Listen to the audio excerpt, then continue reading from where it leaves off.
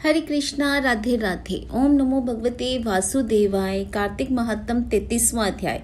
सूत जी ने कहा, इस प्रकार अपनी अत्यंत प्रिय सत्यभामा को ये कथा सुनाकर भगवान श्री कृष्ण संध्या उपासना करने के लिए माता के घर में गए। ये कार्तिक मास का व्रत भगवान विष्णु को अति प्रिय है तथा भक्ति प्रदान करने वाला है। एक रात्रि जागरण, 2 प्रातः काल का स्नान, तीसरी तुलसी वट सिंचन, 4 उद्यापन, 5 दीपदान, ये 5 कर्म भगवान विष्णु को प्रसन्न करने वाले हैं। इसलिए इनका पालन अवश्य करना चाहिए। ऋषि बोले, भगवान विष्णु को प्रिय अधिक फल की प्राप्ति करने वाले, शरीर के प्रत्येक अंग को प्रसन्न करने वाले कार्तिक महात्म आपने हमें बताया। ये मोक्ष की कामना करने वालों अथवा भोग की इच्छा रखने वाले मनुष्यों को ये व्रत अवश्य ही करना चाहिए।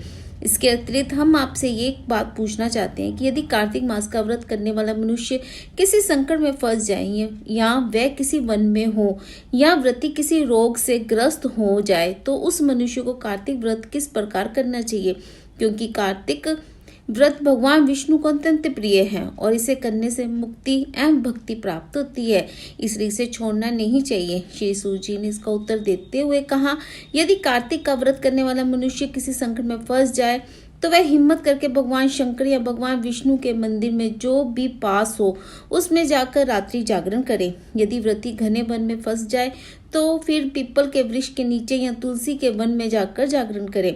भगवान विष्णु की प्रतिमा के सामने बैठकर विष्णु जी का कीर्तन करें।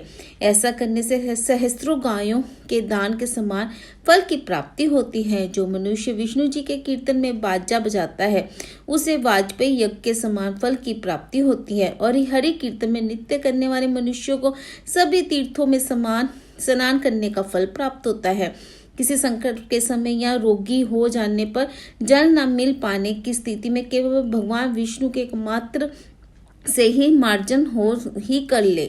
यदि उद्यापन ना कर सके तो व्रत की पूर्ति के लिए केवल ब्राह्मणों को प्रसन्न होने के कारण विष्णु जी प्रसन्न रहते हैं। यदि मनुष्य दीप दान करने में असमर्थ हो तो दूसरे की दीप की वायु आदि से भली भांति रक्षा करे।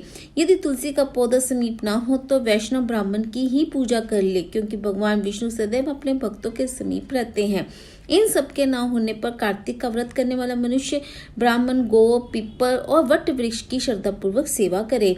शौनक यदि ऋषि बोले, आपने गौ तथा ब्राह्मणों के समान पीपल और वट वृक्षों को बताया है और सभी वृक्षों में पीपल तथा वट वृक्ष को ही श्रेष्ठ कहा है, इसका कारण बताएं। सूत जी बोले, पीपल भगवान विष्णु का और वट भगवान शंकर का स्वरूप है। पलाश ब्रह्मा जी के अंश से उत्पन्न हुआ है। जो कार्तिक मास में उनके पत्तल में भोजन करता है वह भगवान विष्णु के लोक में जाता है। जो इन वृक्षों की पूजा, सेवा, दर्शन करते हैं उनके सभी पाप नष्ट हो जाते हैं। ऋषियों ने पूछा, हे प्रभु, हम लोगों के मन में एक शंका है कि ब्रह्मा, विष्णु और शंकर वृक्ष स्वरूप क्यों है? कृपया आप हमारी इस शंका का निवारण कीजिए। सूत जी बोले, प्राचीन काल में भगवान शिव तथा माता पार्वती विहार कर रहे थे। उस समय उनके विहार में विघ्न उपस्थित करने के उद्देश्य से अग्नि देव ब्राह्मण का रूप धारण करके वहां पहुंचे। विहार के आनंद में वशीभूत हो जाने के कारण कुपित होकर माता पार्वती ने सभी देवताओं को शाप दे दिया। माता पार्वती ने कहा, हे देवताओं, विश्व सुख से कीट पतंगे तक अभिंग नहीं है। आप लोगों ने देवता होकर भी उनमें विघ्न उपस्थित किया है, इसलिए आप सभी वृक्ष बन जाओ। सूत जी बोले, इस प्रकार कुपित पार्वती जी के शाप के कारण समस्त देवता वृक्ष बन गए। यही कारण है कि भगवान विष्णु पीपल और शिवजी वट वृक्ष हो गए। इसलिए भगवान विष्णु तथा शनि देव के साथ योग होने के कारण केवल शनिवार को ही पीपल को छूना चाहिए, अन्य किसी भी दिन नहीं छूना चाहिए। ओम नमो भगवते वासुदेवाय। हरे कृष्णा, राधे राधे।